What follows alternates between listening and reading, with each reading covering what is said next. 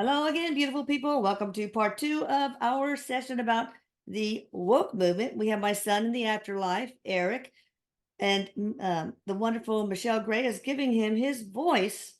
So check her out in the description box, but we'll also put something on the screen here. We have wonderful questions from the community, and I'll tell you what, you guys go and check out part one.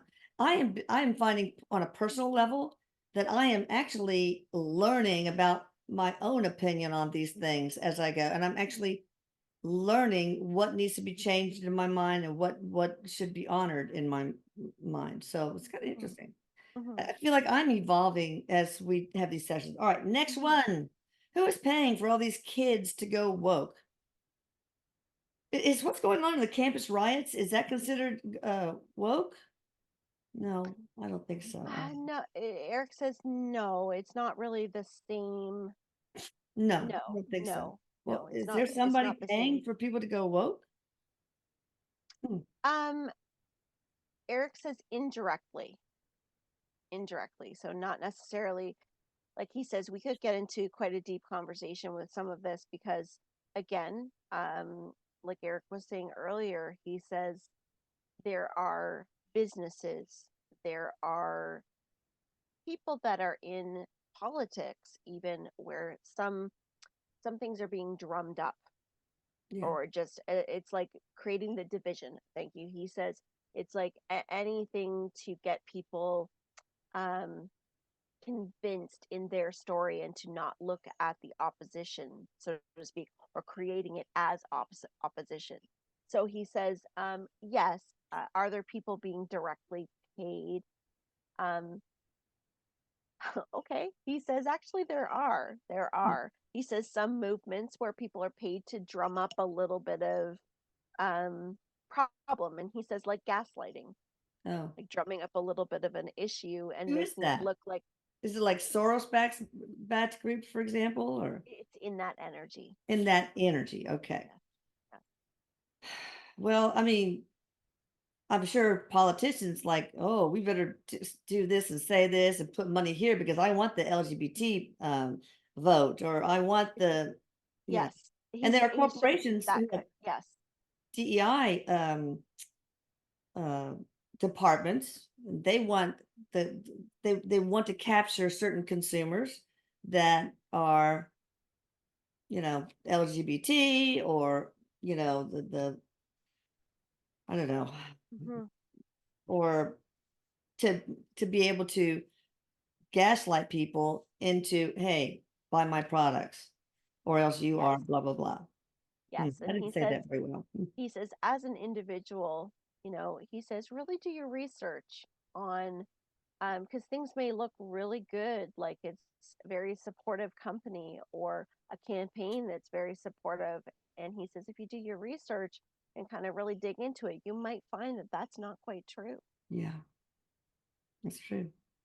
What do parents think of the actions of woke if they have children that are woke?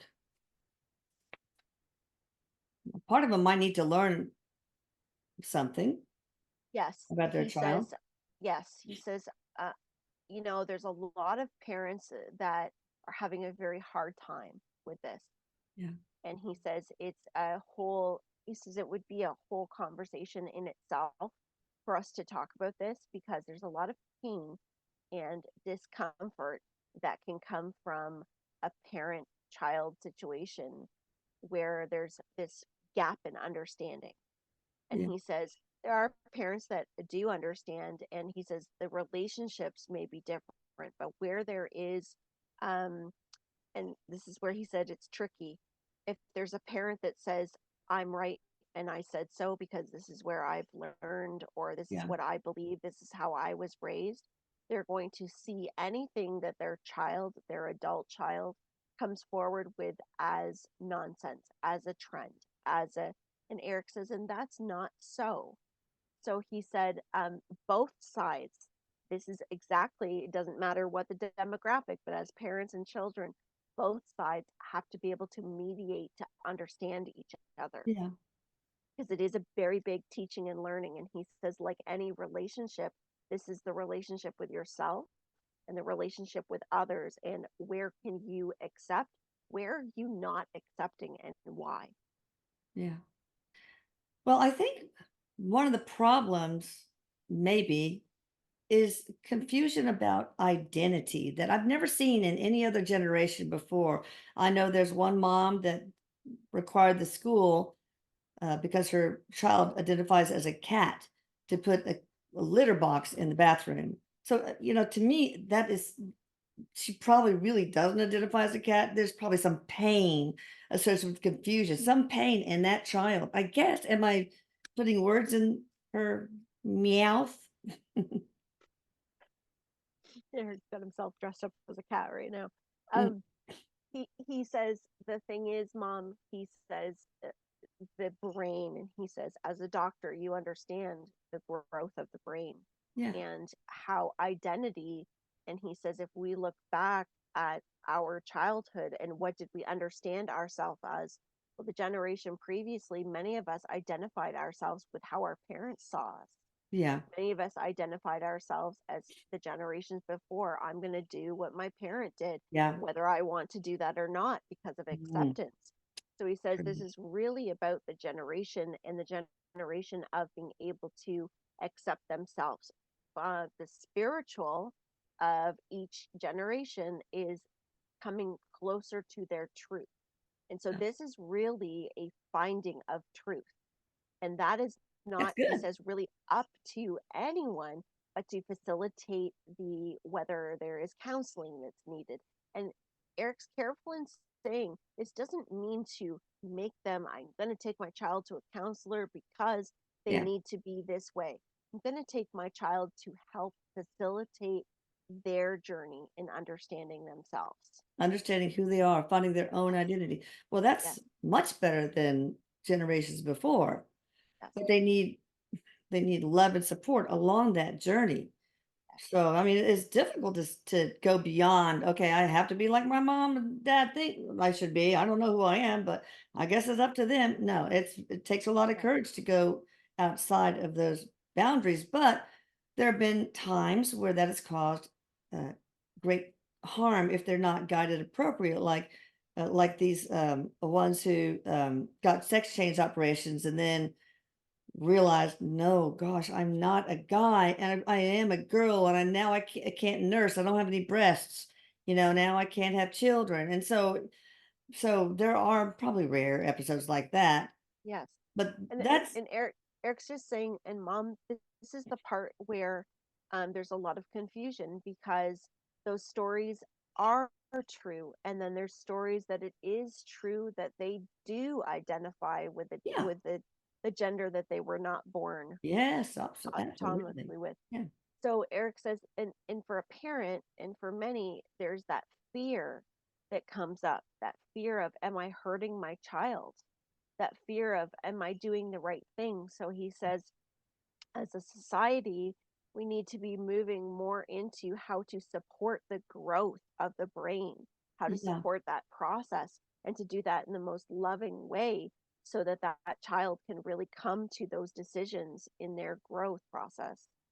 Do you think some of these hospitals, doctors who do the sex change surgery, the gender affirming surgery, as they call it, do you think they are just trying to make money? Is there greed and corruption involved there? Or are they trying to be compassionate? Maybe a little bit of both. He says, Mom, he goes, there is there greed and corruption in there? Yes. Are there ones in there that are compassionate and truly doing the best that they feel they're doing the right thing? Yes. That Yeah. it's all there. Yes. So, it's touchy because you have to do puberty blockers at a certain time, et cetera. So there's a window of opportunity that must be addressed. But But you also need time for the child to really understand what their true identity is. Maybe it's different than at first than it will ultimately become. So, at what age, is it okay to do these very drastic um, procedures? So Eric says, he realizes that many people would like to hear a specific answer or a Yeah, guideline, but he says there really can't be because this yeah. is Everybody's taking different. every individual.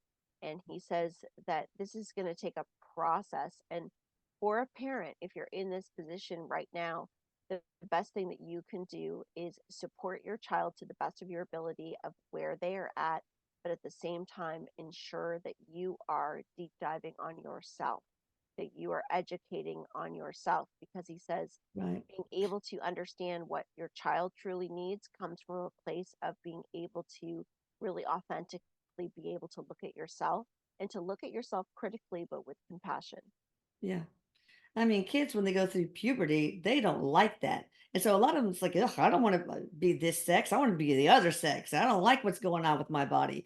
So there can be some danger in that sort of thought processes that we must help our children navigate.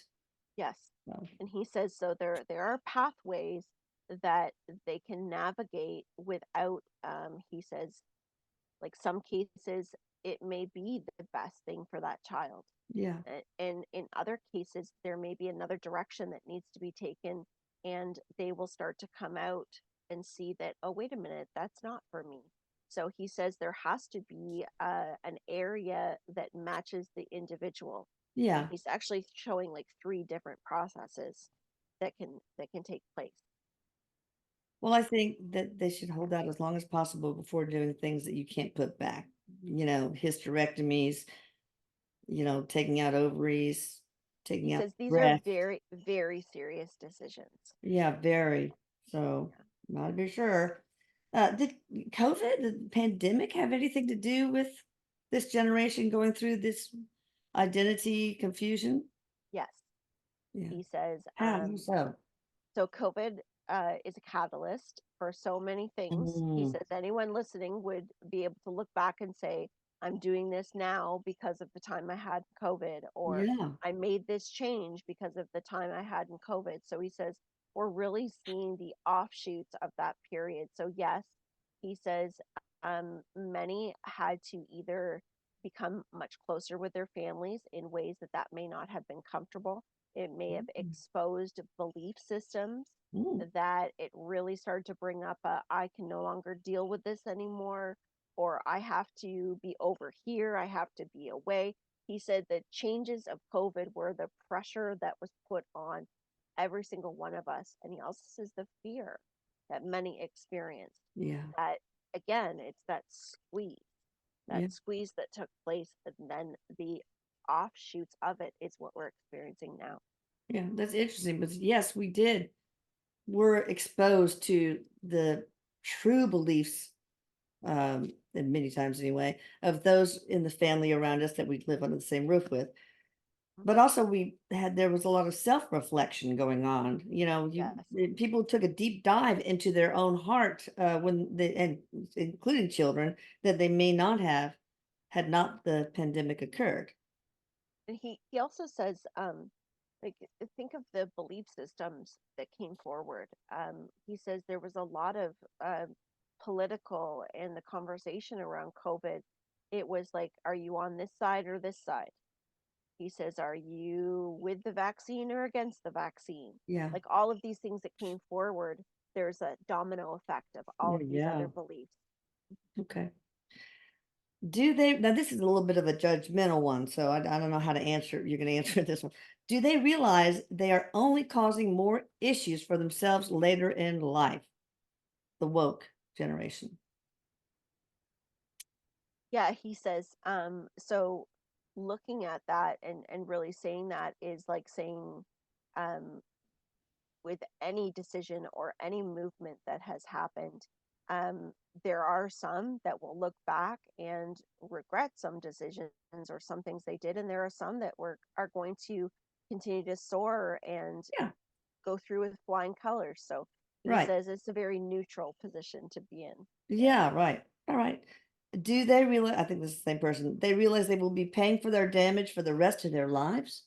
Well, what is this person saying, Eric? What is the damage that this person is saying that the woke generation will pay for? Because of the division, because of the and he's saying gender and gender reassignment and Oh, all of okay. these other things.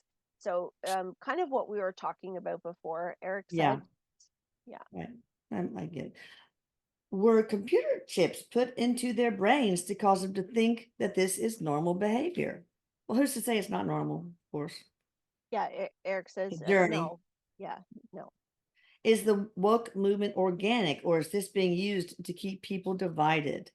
These Soros-backed foundations often, I think it's a contract for the collective meant to bring chaos and division, Yes. maybe to break things down so it can be rebuilt better. Who knows? But Yes. is it organic, or is it being Well, is it trying to yes. keep He division? says it is organic because when we go back to the roots, in the beginning, he says when we talk about where did this come from, he says, well, it's the organic of standing up against oppression. So Yeah, that's the organic piece to it. yeah, But then all of the marketing and money and division and all of those things are created through the ego. yeah. Hmm. How do you feel about woke people who also work in the scientific community? Because I feel as if my son has forgotten where he's come from since he's becoming neuroscientist. Hmm. Um, well, science deals with facts. It has no Yes, place for right, right. feelings, really. I mean, I that sounds harsh, I know, but it did. And Yeah. that's what Eric's saying now. Eric says every individual that's involved with science, he says having a background that is different or having opinions that are different, he's like showing different walks of life are needed in the scientific community. Oh, But sure. he's also saying, like, yes, science is based on facts, and that is what they teach from Yeah. and experiment from. Next, how do women keep their rights, especially in sports, but still be loving and accepting toward transgenders at the same time? I want people to be happy and live the way they want, but men can't be in girls' locker rooms, bathrooms, and taking over their sports. I agree. Until we find that featherweight, lightweight, Yes. or So Eric says that this has to come through conversation. And again, this is down to the individual. So, what's important to you? What will you engage with and not engage with? Like, what is important for you to maintain for yourself based on your beliefs? And how this works through collectively is through the idea of it's okay that I believe this today, but I'm going to be neutral and open to understanding what others think and believe. And he says, and this is a delicate walk because yeah. we're each responsible for our own safety and what we're willing to do. So if one is not wanting to go into a women's bathroom because, then that is their choice. That is what they choose to do. So he says, this is something that we are going to see go through um, a little more chaos before we're going to see it Okay. settle out. Yeah. He says it's that's the direction it's headed. Well, look what happened in Loudoun County, Virginia. The trans guy wearing a skirt went into the bathroom and raped a girl. I mean, And that. he says it's important to remember, yes, those things are happening. Yes, and there's also lots of cases where those things don't happen. Oh yeah, of So course. he keeps showing me like the family bathroom sign, Yeah, like the family bathroom, like going in, like and right. he says, and that's what brings up a lot of pain is because it's nobody wants to be discluded. Yeah, of course not. Now, I'm sure the answer is very small, but what percentage of guys are want to be transgender because they want to be around women and have sexual relationships with them and see them naked and all that stuff? He says again, yes, it's very I small. figured, yeah. Yeah. But I mean, how do you feel about women? Because they can be triggered, being in a locker room with a naked guy walking around strutting his package. I mean, I don't care because I'm a doctor. I've seen it all, man. But Well, he said that so this again is one of those conversations where if somebody is extremely uncomfortable, this is where a conversation needs to happen. But he says a conversation, not anger, not yeah, retaliation, but a mhm. conversation. No. Because he says these conversations are hard. They're hard, but they need to happen. And Well, Eric, do hard you think conversations is how we get through it. if you had a daughter that was upset because naked guys are in her locker room, locker room watching her get undressed. Do you feel okay about that? Well, Think they should have putting their own locker room for the trans, maybe? he's putting himself into a human form, like in his human body, Yeah, and saying he can understand the protectiveness and the not being okay with that, the yeah, risk that it could create. Um, but he says there are other options, like having um, other locker rooms. And I'm going to say, because yeah. he's showing me this, I played hockey when I was younger Oh, for years and years and years. And sometimes we would play on the boys' teams. We played mm, with the boys. And did we get dressed with the boys? No. There was like a separate dressing room that we would go into, but sometimes the boys would come on our team, and this one boy was taken out of, we actually thought this boy was a girl, and was taken out of the locker room and put into a separate room. And Erik says, at that time, that idea of boys and girls is like nobody was really thinking yeah, beyond that at that time. But he says these are the conversations that need to be yeah, had. Where absolutely. is there like a unisex room? Is there somewhere where Yeah, everybody can feel comfortable, where it's not maybe going into everybody's detailed needs? Because he says we start to do that, then we create another issue yeah. altogether. Okay, what is going on with the woke movement in relationship to the current epidemic of parent grandparent alienation and cancellation? I have had a lot of people call in during the radio show or talk on the YouTube live that they can't see their grandkids anymore or they're estranged from their kids. Um, I can imagine part of it's because during the pandemic, especially people got to see each other's true feelings and beliefs and some that they might disagree with. But anyway, I'm not the big cheese here, so go ahead, Eric. So Erik says yes. He goes, so let's use the pandemic as an example. He Yeah, goes, although parent alienation or estrangement has been something that's gone on for ages, he says, so that's not really a new thing, but there is a growth of it that's taking place right now. And he says that it is okay. So he says there is a percentage of children that are adult children that are healing. They may have been raised in a circumstance where, and he says, oppression. So, are you yeah, oppressed from your feelings? Are you under the control of somebody else, whether it was religion? So, again, it's that generation of taking off the restraints and saying, this is who I am.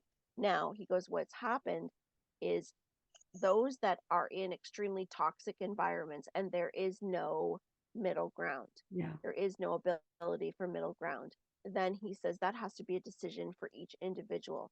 yeah, But there are many that are in this place of opposition when it comes to beliefs, when it comes to, and he says there are some parents that get labeled as toxic, mm, and a lot of those parents don't understand.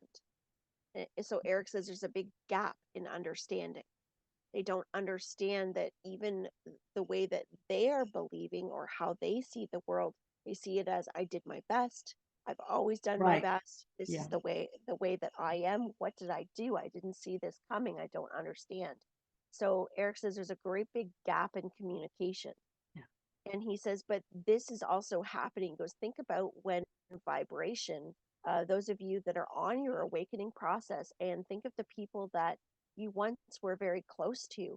And as your consciousness would expand, as you would go on your healing journey, your vibration started to shift, your understanding started to shift. And suddenly, those people that you used to spend time with, that you were really close, are not there anymore. You're not connecting on the same level. He yeah, says sometimes that needs to happen for your own evolution. yeah. So he says, so for many parents that are estranged from their children and really feel in this position of, I don't know what to do, he goes, take this time for yourself. Take this time for yourself to really understand Yes. who you are and hope that your children are doing the same thing so that there can be reuniting. There can be health moving There needs forward. to be conversations, people. How I'm gonna have to mute because they're gonna bark at the trash people. Um, are there many instances where the parents or grandparents are labeled toxic, but they really aren't? And I'm going to mute. Yes. Um, so Erik says um, they may say things that are like he's saying like things that have been learned behaviors. It doesn't mean that learned behaviors don't have toxic repercussions, but that the heart of the words or the heart of the beliefs, it's more of I just don't understand. It's like being naive. So he says that yes, there are a percentage of parents that are not really toxic. Now, he also says there are some adult children that are following trend. And this is where we get into these debates because there are parents that are experiencing that and know that their children are following another group or are Yeah. following and hearing because he says he, he's being real careful. He's like, don't shoot the messenger with this, but he says there is a cult energy to some of it, not this, just that Yeah. idea, Yeah. that group. And he says, and because that's true, it doesn't mean it's true for all. And he Yeah. says, so that's where it can get really messy, is because you can't paint everybody with the same color. Hey, Eric, can you bring in your great grandfather, Papa Grant Terrell? Because he was such a wonderful guy. But that generation, and he's born, like poor, you know, uh, uh, impoverished in rural Kentucky, but he said the N word. I cannot say that word. I cannot. Mm. Like it was like nothing. I mean, like it was not hurtful. So I could see that, I loved him. So I knew it was just a generational thing, but still. Um, hey, Papa, are you there? He's here. He's here. He says hello. I hope you have hair now. He's checking. He's Oh, that's checking. pretty cool because you gave us a dime every time we took a shoe polisher and shined your head. I love that. We got almost rich on that one. But so now from your spirit perspective, that saying the N word is terrible. How did you really feel about blacks? And why did you use that word? He is saying it was to him, it was just another word. Yeah, Um, but he's not saying that like he says in understanding of racism, he didn't really see it quite like that. yeah, Um, he says that he went about his business and that's how he thought of it. He yeah, went about his business and the language, there wasn't much thought about it because it was something that everybody was saying. yeah, And so he understands from the spiritual perspective that language has a lot of power, and when there is belief, and he's tying um, horrendous things that were done to people to that name, like to yeah, that language, to that yeah. word. Well, it's And like so the he F understands bomb, it. Yeah. the F bomb, you can say, thank you. That has a negative intent. Or you can say, what the, it Yes. doesn't have a negative intent necessarily. So Yes. words get power because of the intent behind them. And I think your Yes. intent behind the N word was not bad. No.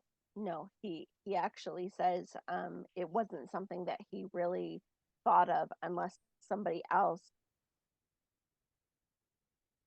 Oh, Oh, there there you we go go. now. Good. Okay. We only have three more questions. We have to go through them fast, though. All right. What is going on with the phenomena of woke adults, aka middle-aged children, suddenly coming up with false narratives and even entire childhoods that bear no resemblance to their upbringing and are so ridiculous as to be, this is personal for this person, as to be Hmm. observed and laughable to the listener and they themselves before they became woke. So these middle-aged people all of a sudden recounting a false childhood, um, like Well, maybe, he says that it's also coming into, he says, like blending the awakening process, the healing journey with the topic of woke, and so coming to realizations of, wait a minute, maybe this wasn't normal, and oh, comparing themselves to another way of raising children, another way oh, of being. yeah, So Eric says a lot of assumptions and filling in the blank can happen there. Um, but he says again, it's perception of what I experienced and comparison to what another has experienced. No, yeah. So Okay. comparing, like, oh, okay, oh, that happened to you. Well, wait a minute, maybe that happened to me Yeah, too. that is, it's to me, it's like, wow, your parents don't beat you? Are you kidding me? Yeah. All right. When will the woke movement end? Okay, I think better is how will it end? I'm sure some evolution, some spiritual evolution will happen because of it. And he said the evolution of consciousness is, and he Okay. says really that is the pathway for everything, Yeah. is the evolution of consciousness, which is not a linear path. Yeah. No. All right. Last question. What effects will this woke movement have on our future generations after the woke movement has long been canceled? I'll say after the end result of the evolution because of the woke movement has neutralized, has found a balance. What effects? He says it will be a process to look back on. It will be part of our history. Yeah. And he says again, a learning, just like there's many things we look back at now and understand how far we've come. Yeah. And he says, and that's the purpose of history and of growth. We can look back and say, wow, look where we were, and now look where we are Yeah. now. That's why I don't think they should rewrite history and take out the extinction of the Taino people by Columbus and his people. That should be there. We should learn from that. Anyway. Yes. All right. Well, thank you, Eric. Thank you, Michelle. Thank you, Thank everybody you. listening out there. Be sure you subscribe to this channel and the Atlantic Scalar channel. And I love you all. Love you. Eric says, love you, Mom. Bye.